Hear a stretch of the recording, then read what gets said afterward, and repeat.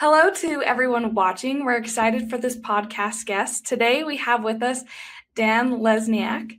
Dan has sold over $22 million in his first year in real estate and quickly began building one of the highest selling teams in the DC market. He then went on to help grow Carrie Scholl team to one of the highest selling teams in the nation with over $5 billion in team sales. Dan has written multiple best-selling books and co-founded the Hyperfast Agent Coaching Company and has hosted over 500 episodes of the Hyperfast Agent podcast. In 2022, Dan joined eXp Realty and began building one of the fastest growing groups at eXp Realty, personally attracting over 50 frontline agents in his first year. In the last year, Dan took over 20 million in personal listings from cold calling expired listings. Dan, thank you so much for joining us. I'm so excited to have you here. Thank you. I'm excited to talk and share with your audience and looking forward to our time here. Awesome. So to get started, I want to dive a little bit into the current market and tactics that are working. You've built massive success around expireds, your sphere, referrals. Why do you believe these pillars still matter more than any other new lead source agents may choose to chase today? Well, I saw an interesting statistic from our CEO, Leo Perea, and I believe in the last year, and I might not have this exactly right, but it's like so tilted in the favor of how I think agents should run their business that we don't have to be exact, but it was like 67 or 68% of all real estate business that happened, buyer and seller side in the US came from people, agents that the buyers and sellers already knew. So there's been like a lot of headlines about Zillow and portals and different things, but over 2/3 of the transactions are coming because buyers and sellers have a relationship with an agent. So, calling expireds, calling FSBOs, calling your sphere of influence, getting referrals, right? That's where 70% almost of the transactions are, as opposed to Zillow, portals, buying leads in essence, right? 2/3 of it's coming from these other sources that are just so much more cost effective, and there's a lot less competition for those types of leads, right? When you get a referral, for example, you're usually not competing. When someone puts their information on Zillow, they may be doing that on realtor.com or other Google PPC ads. So, you could be competing with like 5 or 6 or 7 people or more, right? Those leads sometimes get resold. So I think there's more business in these areas. It's cheaper and there's less competition. What do you think expired listings and referrals have in common that most agents fail to recognize, especially since I personally would want something that's a lot less competition and people raising their hands saying, yes, like I want this, sign me up. Well, it all starts with conversations with people that are, looking to buy or sell a home, right? So, and expireds kind of make it easy, right? They've already raised their hand and said 2 important things, like I want to sell my home and I'm okay paying a real estate agent to do that, right? Because I know there's also FSBOs, and those people they've raised their hand. They've said, I'm willing to sell my home. They haven't said they're willing to pay an agent yet, right? So they're willing to sell a home. They are willing to pay an agent if they're an expired. Referrals are usually in the same place. That starts with having a conversation with an agent or a client, right? That you didn't know at one point, right? You had a first conversation with them, and you built a relationship. Maybe they do business with you right away, or maybe they send you a referral in a year or two. And it's the same thing with expireds, right? Before you talk to them, you haven't known them. Then you have a conversation, you build a relationship. Maybe they transact with you right away, or maybe life changes. They don't sell their home right away, but if you continue that conversation over time, you'll be one of the people that they think about when the time comes. So I think there are a lot of similarities when you kind of like step away from it and realize that, all relationships start with some type of conversation with someone that you didn't know, and then maintaining that relationship. And obviously this is a principle that applies even as like markets change. Expireds and referrals are two pillars that tend to continue to stand. Why do you think these things tend to outperform paid leads when the market tightens? Well, I think in particular right now with expireds, we're in a market that's very different than 2020, 2021. In most areas, homes are not getting multiple bids like they were. So there's a lot of dynamics at play. Like one, less skilled agents, maybe don't know how to set pricing expectations up front and don't know how to maintain the relationship with the seller for a longer period of time. Like when you list it and it sells in the first week, it's really not critical, although still good, to update your sellers, tell them about the market, tell them what you're doing, show them what you're doing, and keeping them happy. Now you extend that timeline to 2 or 3 months, and especially if you set the wrong expectation or didn't correct them, if they had an unrealistic pricing expectation, now they're going to get frustrated and not relist with you or cancel the listing. So I think expireds we're getting more and more homes that are coming off the market compared to a few years ago. So there's more of them. I also think less agents are calling them because they kind of got used to the old market. So I think in a changing market, you're always going to have more expireds and less agents that have the skill set and ability and habits of reaching out to them. And the same thing with referrals. If you've been maintaining relationships with your past clients, your database, you'll be top of mind when it comes time for them to transact. You look at the paid lead sources. Well, if we have a dip in transactions, now there's less paid lead sources available. Agents that don't want to develop the skills of building organic relationships are more reliant on them, right? So you have more agents needing that for their business. You have less leads out there per se. And, the companies that run these, they have to make profit. So they're going to charge more or take bigger referral fees or whatever, whatever system it is. So I think in a tightening market, it's even more important to get good at expires, get good at referrals, get good at, staying in touch with your database. How do you think the expired listings and referrals really fit into a short-term versus long-term business plan? Well, I think short term,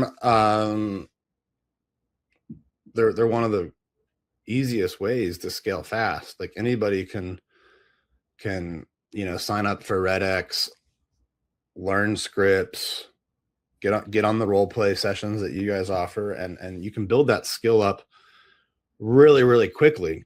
Like there's people that start off with expireds and cold calling and end up selling 10, 15, 20 million their first year in the business. So it can be something that builds really, really quickly.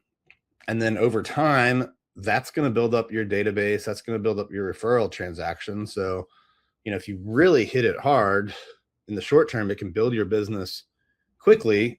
And then you can keep that as a pillar, right? Keep that as something that you always do. But now you're starting to build up a big database, and you'll get leads and deals done that way. And so I think it really works in the both short term and long term. For agents that have really felt kind of that squeeze during 2024, 2025, that are wanting to really start off 2026 strong, really get into a really good habits, good mindset, and build their businesses, what does a strong expired listing strategy look like for today, from the mindset to the daily execution of it? Yeah, I think the mindset is in every market, there's homes that are coming off the market every day.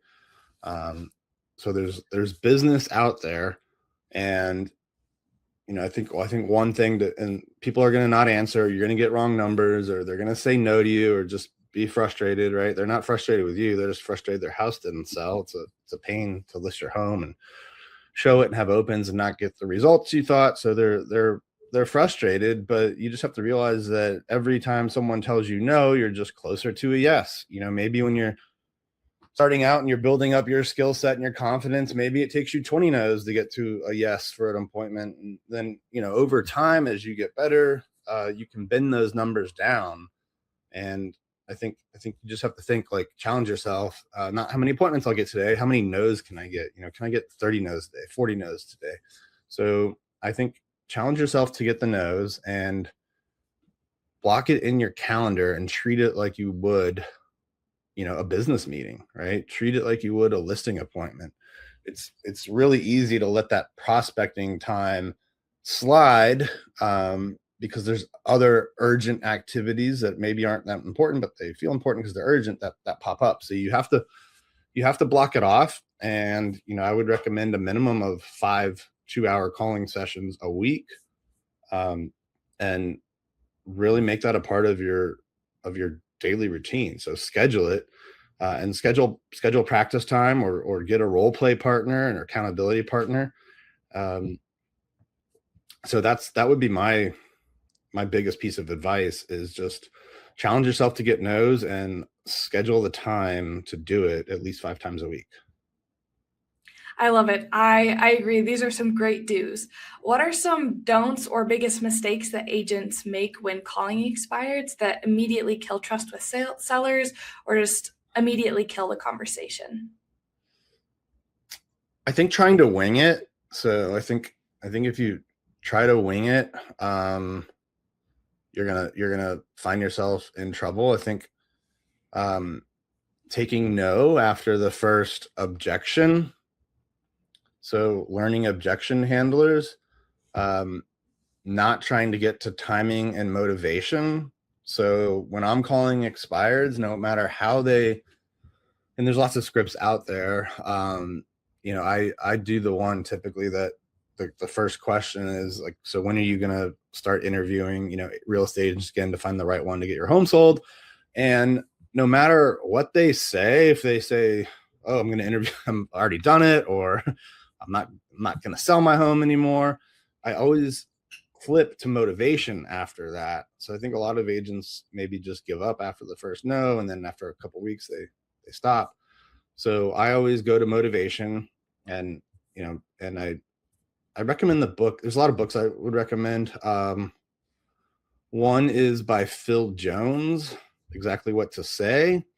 So after that first question, I like to say, just out of curiosity, Keely, if your home did sell, or if your home had sold, or if I brought by a really strong buyer today and they were financially qualified and they offered you the perfect price, just out of curiosity, where would you move to next? So now I can start to get to like why they're moving. Is it for a job? Is it to be closer to kids? Are they retiring? And then I can switch to timing once I have that piece of information. Like, so, okay, Keely, yeah, I understand your job's no longer remote anymore and the commute isn't good.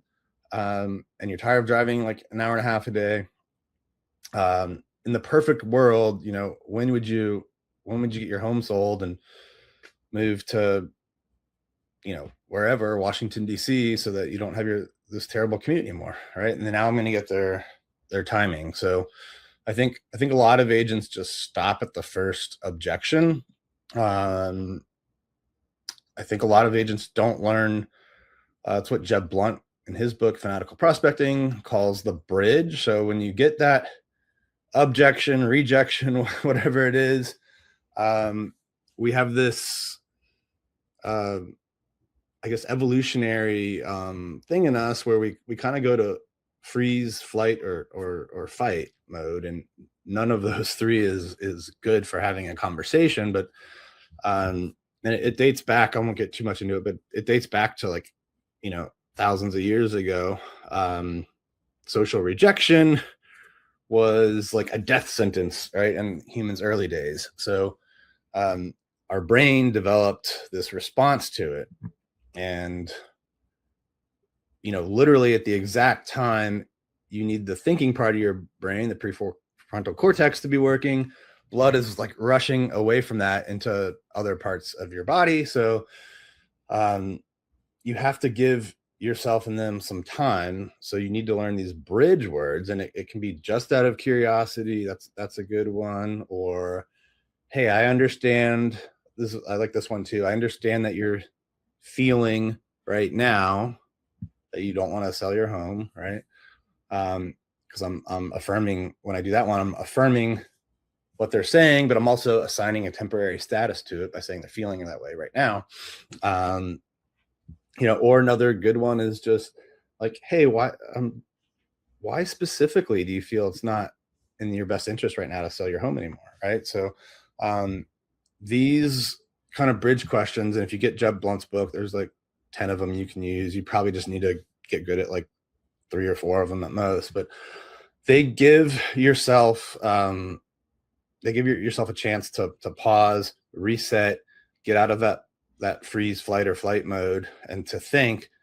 And now you're the one asking questions, and so you're getting them talking, which is always a good thing. So I think just the biggest mistakes people make really are not handling objections pretty well, not becoming like a student of it, right? So not reading books, not learning scripts, and not getting to timing and motivation. I love that advice. I think that's super helpful, and I'm definitely going to have to check out that book. When it comes to focusing on Sphere and database, what does working your database really look like for you? Yeah, so I think there's probably 3 or 4 easy things that anyone can do. One, I think, is a consistent email. Some people will say monthly, other people weekly. I think the more is better. So I would probably say at least 2 per month on emails. I would do personal phone calls, at least quarterly if they're like in my top 50 or top 100. If they're outside of that group, once or twice a year on phone calls, depending on how big your group is, your database is. I would do regular mail to them, so direct mail. You can kind of rotate. A good cadence that we've used before is every other month you do like what we call letter of the heart. It's just a personal letter about something in your life. And then on the months in between, you do something that's like an evidence of success, like a really good story about a seller you helped or a buyer you helped. And I think when you're doing that type of marketing, like the evidence of success, I wouldn't do just like, hey, just sold, right? I would actually like tell the story. Like, if these people struggled to sell their home, it expired with a different agent, and we came in and changed the marketing and changed the strategy and got it sold and within 30 days, right? Or we helped this buyer find a home off market because nothing on the market was meeting their criteria. So I would rotate that in. And then I would also do client events or meetups a few times a year. So those are good.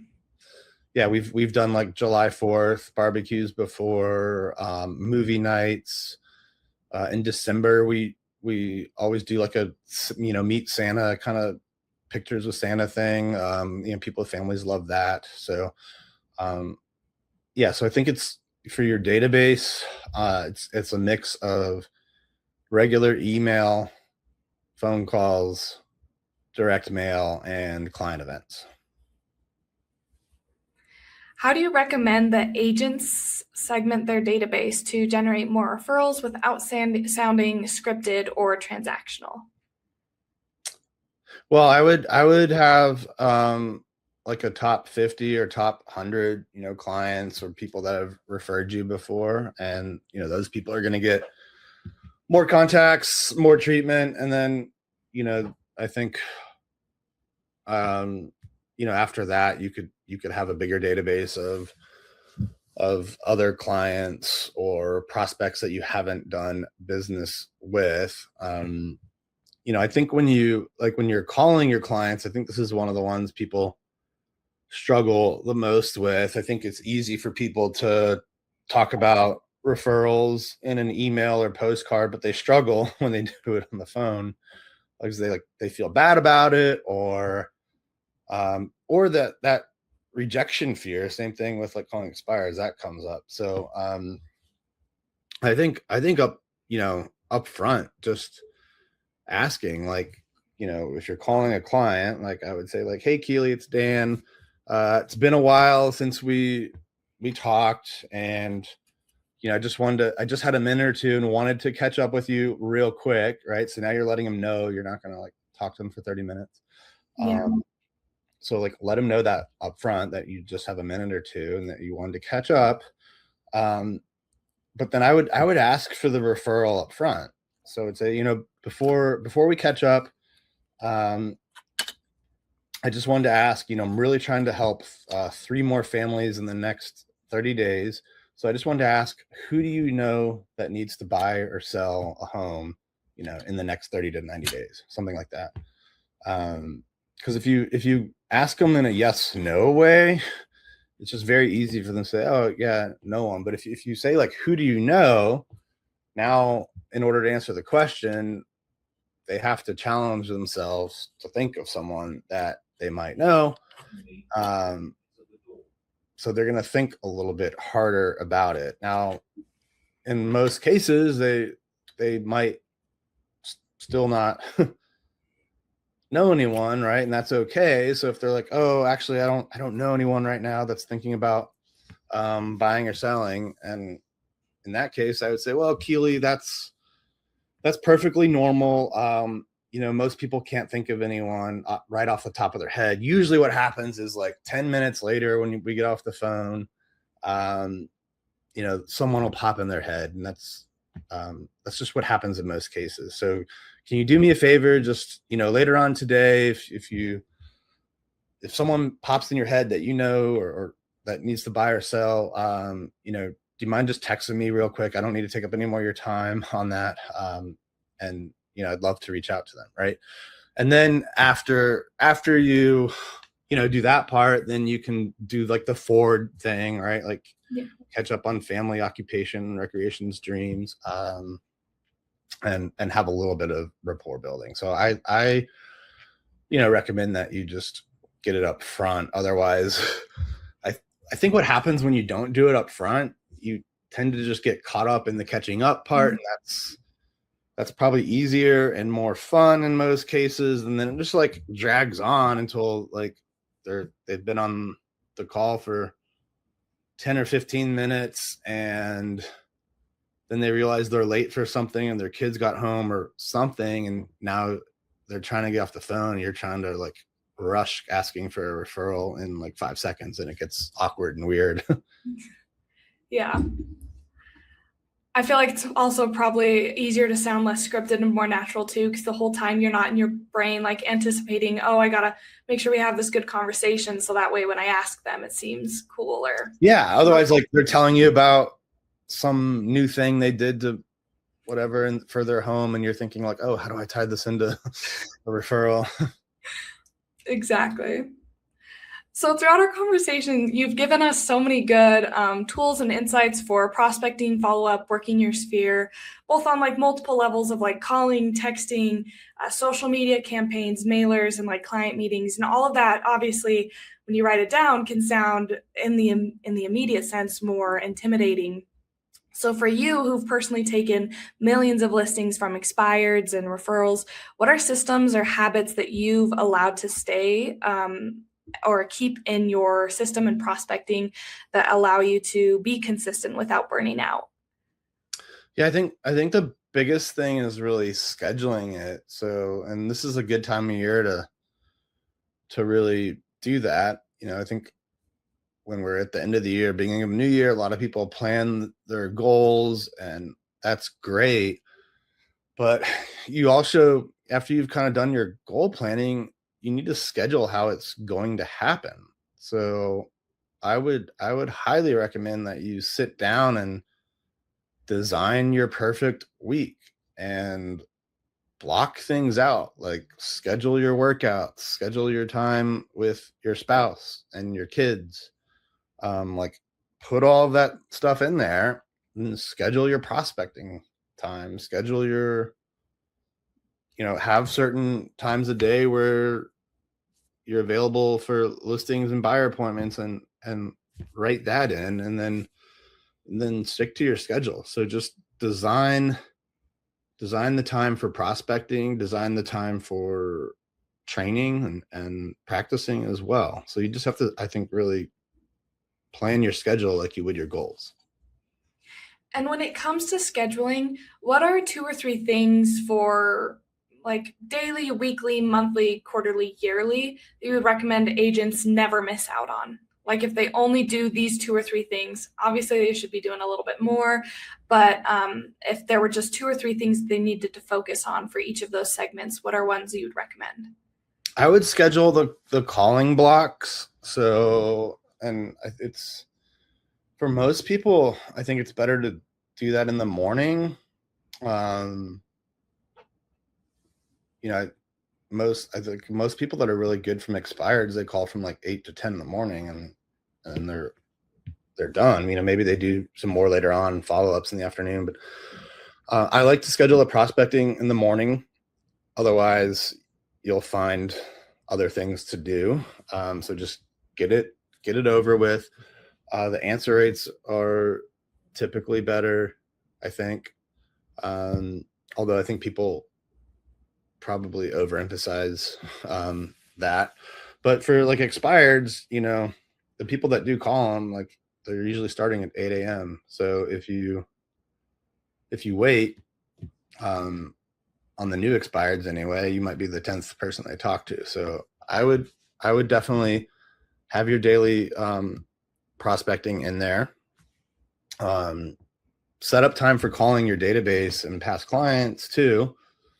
So, maybe if you're calling new leads and expireds 4 days a week, maybe on Fridays, you do like an afternoon session for clients and your database, and you just kind of rotate in, like I'm going to call A through D this week, E through G like next week, right? So it's on some type of quarterly rotation.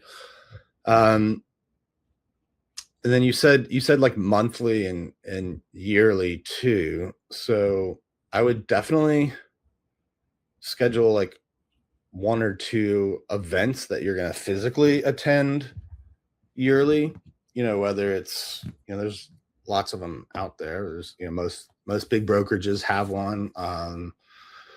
We've got a few at EXP, like we just had EXP Con a few months ago. I'm going to the Cabo event in March. But there's also like coaches out there that have events. So I would schedule a couple events a year, because you'll learn from the speakers, you'll learn from the agents that you meet, you'll network with the agents that can provide you with referrals. And then I would have some sort of monthly training that you do that's either like local or on Zoom. So I would schedule time for that as well, time to like meet other agents, learn from other people, improve your skills. And speaking of skills, as competition increases through the next few years, what are some skills that you believe will separate top agents and team leaders in the coming years?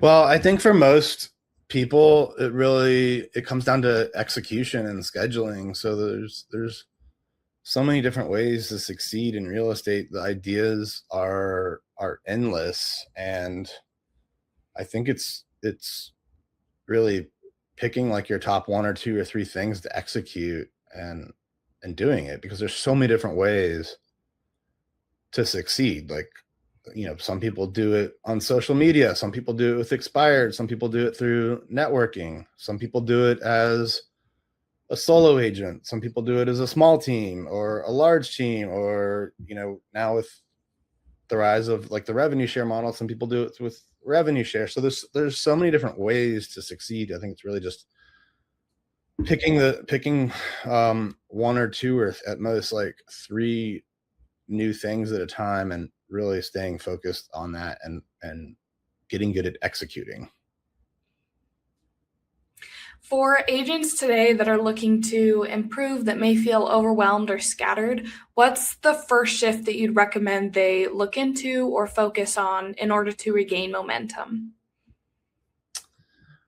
Yeah, I would analyze if they were having success and now it dipped off. I would analyze like the last 1 to 2 years, figure out where your deals came from, how much each of those cost, if you're able to have that data. Hopefully you do, and then really analyze on what was the most cost effective, and do more of that, right? And then if something was working before and isn't now, but just out of habit you're still doing it, well shift, right? So look back at what's worked for you, do more of it, and then look at what other agents are doing as well that seems to be working. And if that's not something you're doing, right? So if you're not calling expireds,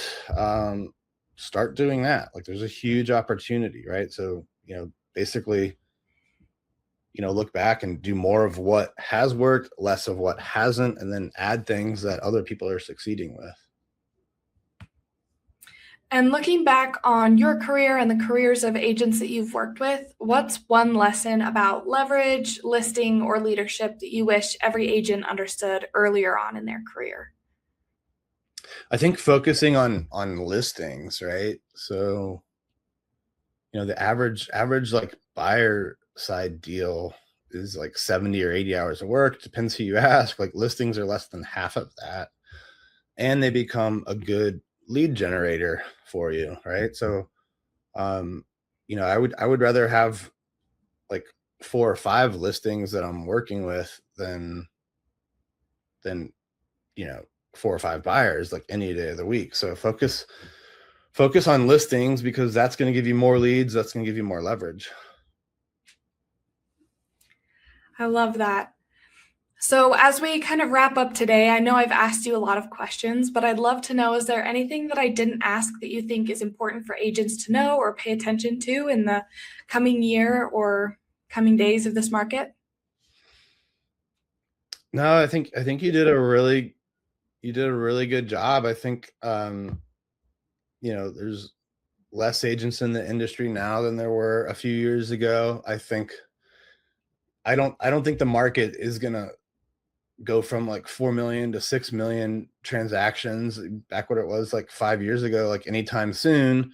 I do think more and more people are buying every year. So the 6% interest rates becoming more normal. I just saw a statistic yesterday, I think, that said there's now more people that own homes with rates above 6 than under 3. So that lock-in effect, I think it's not going to like completely shift overnight, but gradually it will, right? So I think over time, we are going to get back up to 5 million transactions or more. I just don't think it's going to happen